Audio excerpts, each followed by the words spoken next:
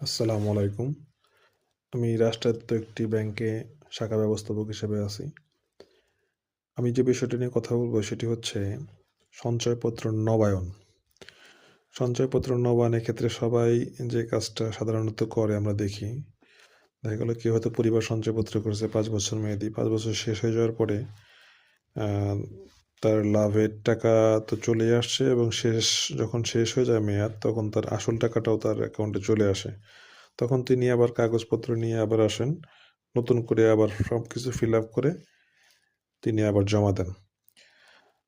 তো এক্ষেত্রে আরেকটা বিকল্প আছে সেটা আমি জানানোর জন্যই সবাইকে জাস্ট বিষয়টা মেসেজ আকারে দেওয়া। সেটা হচ্ছে কোনো ব্যক্তি পূর্বে ক্রয়কৃত সঞ্চয়পত্র যদি একই পরিমাণ এবং একই মেয়াদে রাখতে ইচ্ছুক হন, সঞ্চয়পত্রের মেয়াদ শেষ হওয়ার জাস্ট ১০ থেকে ১৫ দিন আগে উনি যদি এসে একটা ফরমাল আবেদন দেন যে আমার যে সঞ্চয়পত্রটা শেষ হতে যাচ্ছে, আমি সেটা একই মেয়াদে একই পরিমাণ টাকা রাখতে ইচ্ছুক এবং সেটা বর্তমান যে রেট থাকবে সেই রেট অনুযায়ী হবে।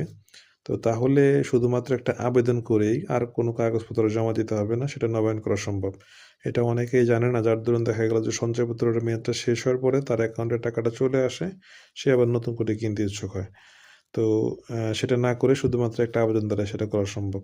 তবে সেক্ষেত্রে আরেকটা বিষয় আমি বলে রাখি, কেউ যদি সেই সঞ্চয়পত্রের পরিমাণে কোনো চেঞ্জ আনতে চায়, সময়ে কোনো চেঞ্জ আনতে চায় তাহলে সেটা সম্ভব হবে না। শুধুমাত্র পূর্বের সঞ্চয়পত্র যে মেয়াদে ছিল এবং যে টাকায় ছিল, এই ২ টা জিনিসই ঠিক থাকতে হবে।